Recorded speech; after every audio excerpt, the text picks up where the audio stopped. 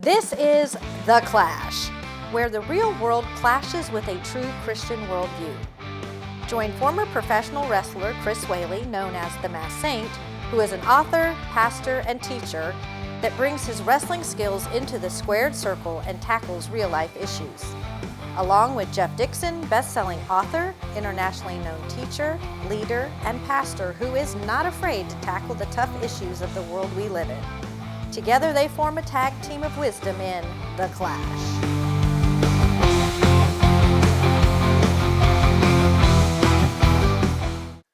Hi, welcome to The Clash, where we take the culture and we allow it to clash into a Christian worldview. And hopefully when we're done, we come up with something that's worth watching, that's informative, entertaining, and maybe you'll grow just a little bit from. I'm joined by Chris Whaley, who is the king of the ring in so many ways, the Masked Saint. And if you don't believe it, you're getting ready to see a t-shirt by our special guest. Hey, yeah. We've had the opportunity to have Mike McClaskey with us before. I've shared that Mike and I got into wrestling together, wrestled Mike more than anybody else in the business. He's been a great friend for 45 years. He's more like my brother than anything. And we pretty much talk every week or text and do all kinds of stuff on the phone together. And if I'm down and I need to laugh, this is a guy I call because he always makes me laugh. But Mike McClaskey, great to have you back with us. Hey, great to be back, guys. This is exciting for me. I don't get out of the house much, and now I'm getting into tens of thousands of people's houses. Yeah. And it's a great shirt. I love that shirt. I was going to say, wearing the swag, man. I'm impressed. Yeah. Representing. Even though I was dissed on the movie, I'll wear the swag. I'll represent. That's right. That's right. Our last episode, we talked about that a little bit. Now, as we pick up, Mike, we were talking as we kind of spent some time with you last time. We talked about your wrestling career. We talked about the step and the jump into movies. I want to back up into the wrestling career just a minute. One of the things that we tend to ask folks when we talk to them, as you think back over your career, I mean, who was, I mean, if you feel comfortable telling us, I mean, who was the toughest guy that you worked with, and what made it so difficult that you can remember? Yeah. Oh yeah. No, that's a very easy one for me to remember. So a guy named the Raging Bull, Manny Fernandez, is fairly well known in the wrestling business. Any of your wrestling fans will know who he is. So I was doing TV in Tampa for Steve Kern and Mike Graham, and Dusty Rhodes had a little bit of say in it. And Steve wanted me to work with Manny Fernandez. Typically for me, I like to go sit down with a person and talk over what it is you want to do. How you work, what kind of pace do you want to keep? Is there anything special you want to do? I went over to Manny, and he couldn't have been any ruder to me. Ignored me, physically sloughed me off. Said he'd get with me later in a broken English. I tried again. He sloughed me off because he was busy talking to the other guys. And Chris will fill you in on that. When you're up here in the wrestling business and someone is here in the wrestling business, this person doesn't really want to have anything to do with you. So he sloughed me off and sloughed me off. Well, we went out and had our match. And he has a particular finish that he likes to use in the match. And I have a hard time hearing, and especially if you have broken English. So I couldn't understand anything he was saying in the ring. Not that I didn't do the finish right, but I didn't do the finish right. And but we finished it anyway. We did what we were supposed to do. And apparently when he dropped me straight on my neck off the second rope, which again, I was in good enough shape that I just bounced up and came walking in. But when I came walking in the locker room, there were 20 jaws on the floor physically because they were watching it on the monitor and they didn't think I'd walk in under my own power. And I did, and I got to watch it later, and I saw, oh yeah, he dropped me on my neck. Oh, look at that. So that was one of the only times where I went to the promoter, Steve Kern, and I said, Steve, I love you to death, man, but I said, I will never work with that guy again. So please just kind of keep that in the back of your mind. Again, to me, it showed disrespect. Yeah. disrespect to me. We're both in there. We're both have to get up and go to do whatever it is we have to do the next day. And he was disrespectful to me and not going over what it was he wanted to do. There's only been a couple of occasions where I've said no. Another guy was in the locker room and he was smoking a cigarette and drinking a beer, and the promoter said, "That's who you're working with." And after sitting there for about 3 or 4 minutes watching him, I went up to the promoter and I said, if it's all the same to you, I'd rather not. Again, that's not how I live my lifestyle, and I'd rather not. And he didn't. He put me against someone else, which is rare because usually they say, well, then you can go home. Yeah. So. Mm-hmm. Yeah. Mike, there's a lot of people that don't realize how at the end of a career of a professional athlete, there's a lot of guys that just don't have anything because they haven't been fiscally responsible. I know you see, professional football players that made an enormous amount of money at the end of their career. They're broke. Basketball players, the same thing. But I would say professional wrestling is probably at the top of the list as far as that goes, with guys who were really at the top of the ladder, that when they got through, they didn't have anything. And I know you and I saw that when we were in the business, and it's like, you better have something to fall back on. I know I asked you at the end of our previous show about advice that you would give to a young person. I wanted to throw this in, even though it's your interview. I wanted to throw this in that if you're getting into professional wrestling, you need to have something to fall back on, because the majority of people, when people say to me, how do I get into professional wrestling? I often say it is easier to be abducted by a Lebanese terrorist on February the 31st than it is to break into big time professional wrestling. Most of the time it's not what you know, it's who you know. But you fell back with movie stunt work. You're also an electrician. You have a lot of talents. Do you think that's good advice to give a young person? Yeah. So, Jeff, one of the things that you have to realize is every single one of these guys is a business. The guys that you see on TV wrestling, that they are a business. Now, if you've never run a business in your life, if you've never owned a business in your life, if you've never managed a business in your life, how do you think you're going to do with that business? Not so well. Not very well. Nope. So they are a business. Let's take someone like Jake the Snake Roberts, which I don't have a problem picking him out. He was a business. Jake the Snake Roberts was a business. He took all of his money and instead of investing it and putting it aside, it went straight up his nose or wherever. Blew it, and that was typical. And Chris saw it. I saw it. You're a business. Set this thing up as a business. Angelo Poffo. Jeff, I know you probably don't know that name, but he was the father of the Macho Man and Lanny Poffo. Mm-hmm. So I had the opportunity to spend a couple of years traveling with Angelo Poffo. Here's a guy that his wife would make him dinner, and he would take dinner with him so that he didn't have to spend money after the show to eat. And so that's a business move. How do you keep your expenses low? Well, you make a sandwich and you bring it with you. He drove a Mercedes-Benz that had 450,000 miles on it because he didn't want to spend the money. The story was we were going to a show in Crystal River and it started raining. He turned his wipers on. All it did was smear the windows. I literally had my head out of the window, the passenger side, telling him where he was on the road because he but I mean, he's the far extreme, and his nickname in wrestling was the Miser. Yeah. But as Chris was saying, if somebody came to us today and said, I want to do this, I'd say, fine, set yourself up as a business so that every penny that comes in, just like any other business, Jeff, you have a business. Your church is your business. You have to know where every penny's going. And it's the same thing in wrestling. Set it up as a business. Yeah.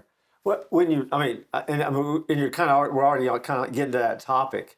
As you look back at your career as a wrestler, particularly, what lessons do you bring out of wrestling that you can apply to life for whoever? Obviously, think of yourself as a business is certainly one of them. But what else? What else out of the wrestling ring? So I've always had three things that I tell young people, primarily in the wrestling business. One, do what the promoter asks you to do. Chris, if Chris is the promoter and he says, Mike, you're wrestling Jeff tonight and it's going to go 20 minutes and Jeff is going to win, guess what? That's what I do. Now, you take that out of the wrestling scene and you put it into work. Do what the promoter asks you to do. Your promoter is your boss. Do what your boss asks you to do. Now, obviously, there are boundaries where you're going to say, no, I'm not comfortable doing that. So, number one, do what the promoter asks you to do. Number two, make sure no one gets hurt, starting with your opponent. Again, in a work setting, make sure no one gets hurt, starting with the guy working next to you.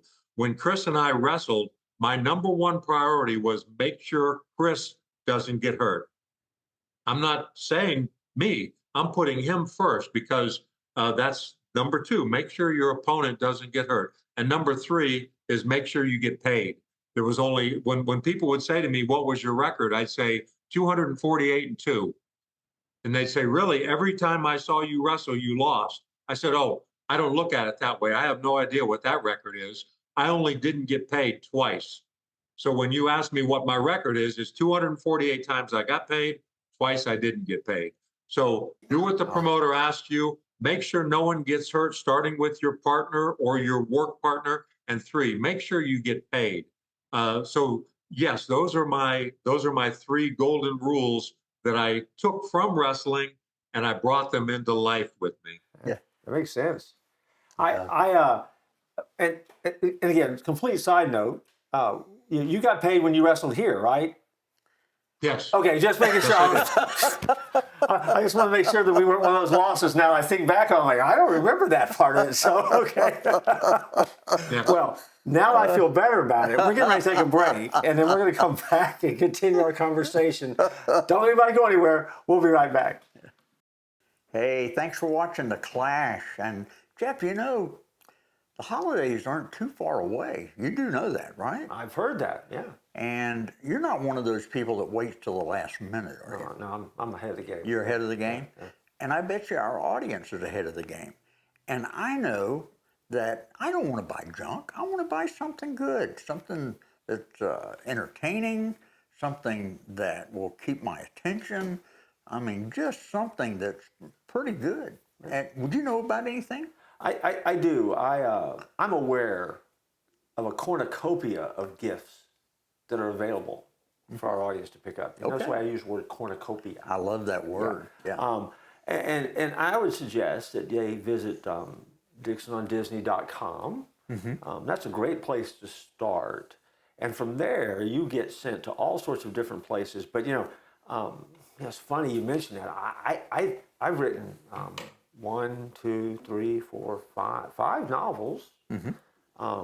You got a new one coming out, don't you? Got one coming out in January, as a matter of fact. That would be number 6, called Saving the Magic Kingdom. You can pre-order it now, and if you pre-order it now, it's actually cheaper, and that helps get the distribution out in some of the stores that are out there. Awesome. I have 2 nonfiction Disney books that are out there. I have a novella that's out there, and according to the rumor mill, there's another Christmas novella that will be released at Thanksgiving. How awesome is that? Another Christmas story. Now, a novella is a book that wants to be a novel when it grows up, but it's a lot shorter because it doesn't take as long to write. All that's out there. All that's available. Again, as I said, a cornucopia. DixonOnDisney.com. Love for you to come, love for you to shop, tell your family, tell your friends, and buy gifts for those people that you really love. Because if you really love them, you'll buy from that website.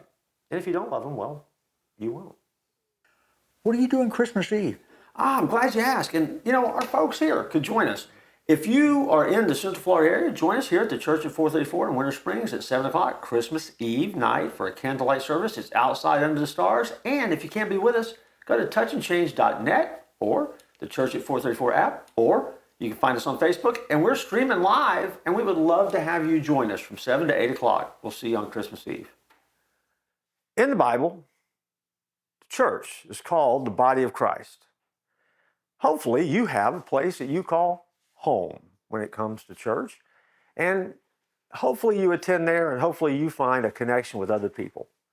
But also, we live in a world where we are connected digitally, and online you're more than welcome to come visit the Church at 434. That's where Chris Whaley and I are part of that staff. The website, touchandchange.net, touchandchange.net. Use the QR code to get there. You'll find all sorts of resources that will help you in your journey of faith. We look forward to seeing you at the Church at 434. Welcome back to The Clash. We are talking, Mike, when we talked last time, just before the break, we were kind of talking about life lessons. Number 3 was make sure you get paid. You have a follow-up story for that as we kind of kick off this segment? Yes, I do. Chris had mentioned the great Malenko in our previous show, and we were both fortunate enough to work for him. Great guy, and he was an evil guy that was a great guy.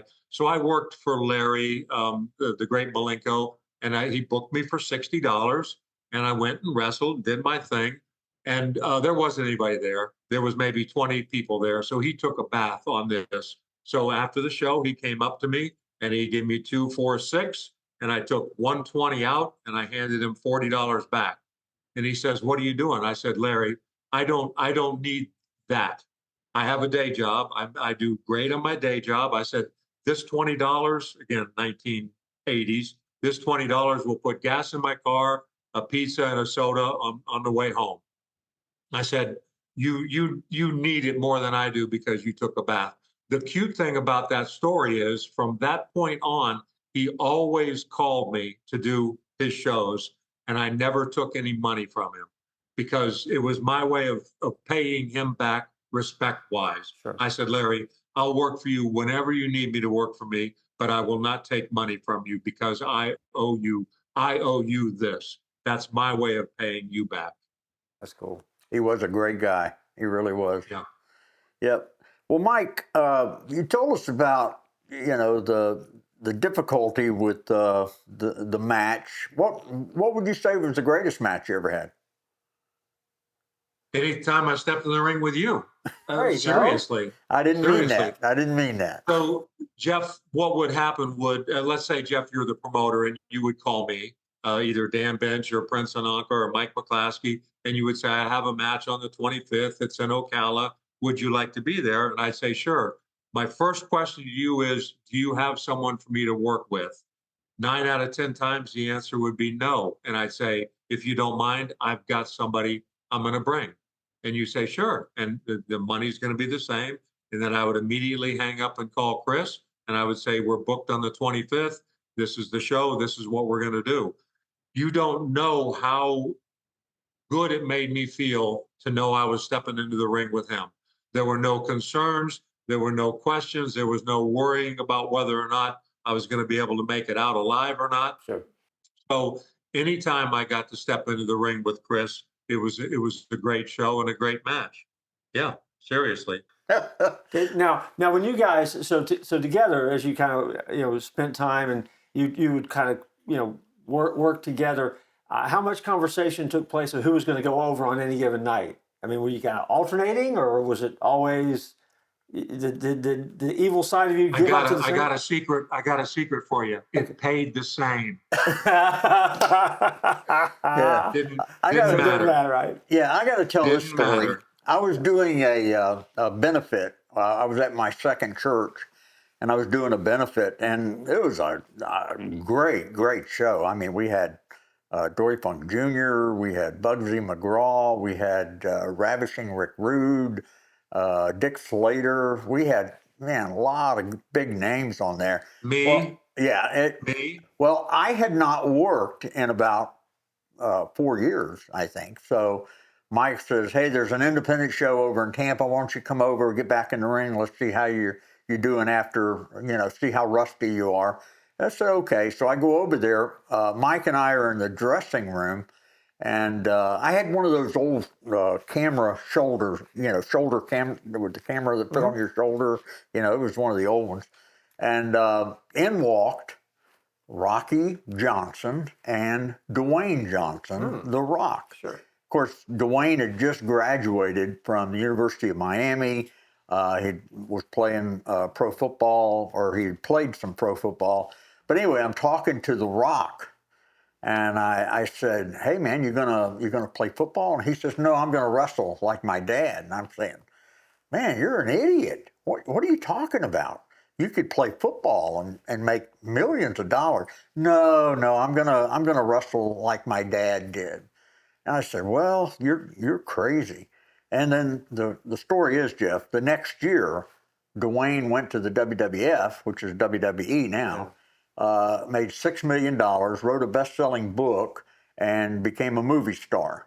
And now he has his own movie company. He's like one of the top movie icons in the business today. So it's a great thing that he did not listen to Chris's advice. So true. Yeah. That's funny. Hey, Chris and I were a few of the guys that again, because of our personality, because of our faith, if you will, we had no problem talking to anybody in the locker room. Nobody else came up to Rocky and Dwayne and talked to them. We had no problem. I won't say that we were trying to minister to these guys, but we were definitely trying to show them, hey, we're all people. We're all in this big boat together. Let's not worry about it. Let's not do this. Let's not do that. And let's carry on conversations. Let's talk about what's going on. Sure. Yeah. Well, who do you who was the greatest influence in wrestling to you? Terry Funk. I don't know how familiar Jeff is with Terry Funk, but I modeled. Hey, excuse me for 1 second, guys. Yellow. No, I'm not doing anything. What's going on? I'm messing with you. Terry Funk, again, here's a guy that would come out and people would throw things at him, boo at him, spit on him, but the nicest guy in the world, the hardest working guy in the world.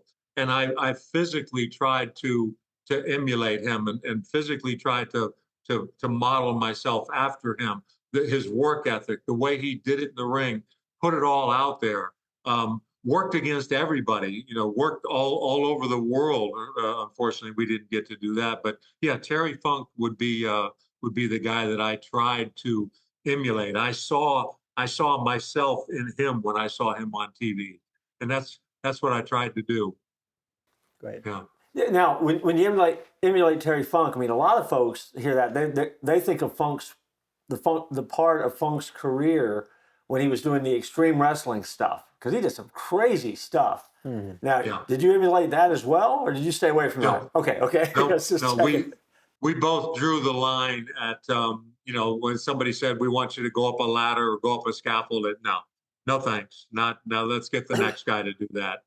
Yeah, we had to get up and go to work the next day. So I was going to say because Funk either was, or his persona that he sold was that he was half a bubble off half the time. It seemed like he was always just like over the edge. So, but fun. Oh my gosh, I can remember watching him as a kid. Yeah. And the matches he was in, they were incredible, and booed him a lot. I booed him a lot. Yeah, and no telling how many movies he was in. Also. Oh yeah.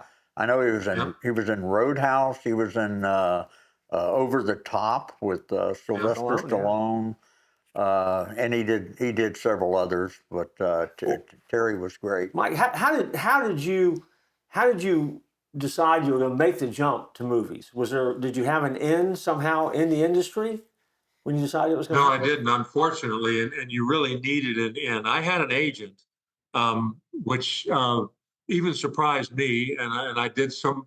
I had an agent primarily because of my wrestling, and the agent called me one day and said, "You want to audition for a movie?" And I said, "Sure."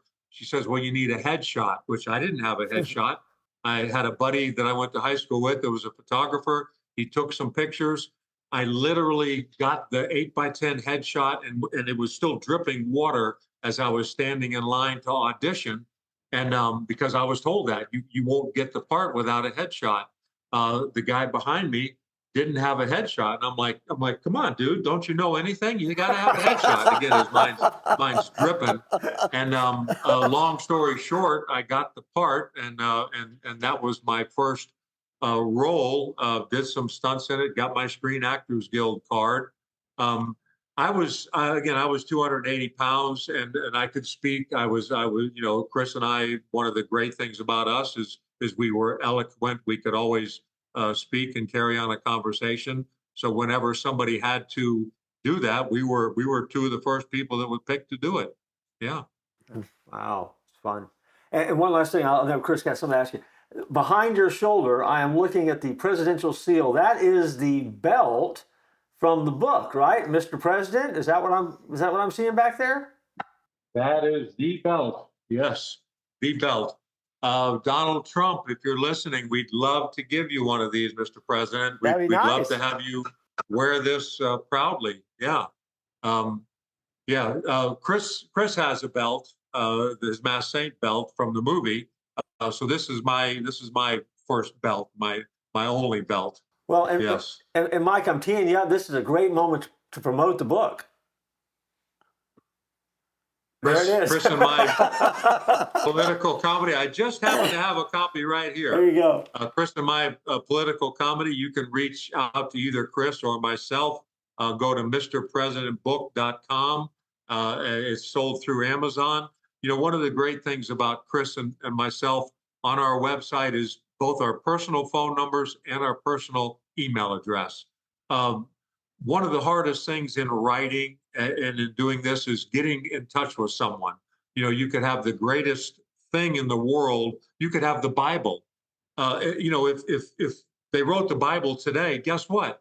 It would sit on a publisher's desk for 5 years. That's the hardest thing is getting someone to read it, and then you say, oh, well, I know this guy that it would be perfect for. Guess what? You can't get their email address. You can't get their phone number.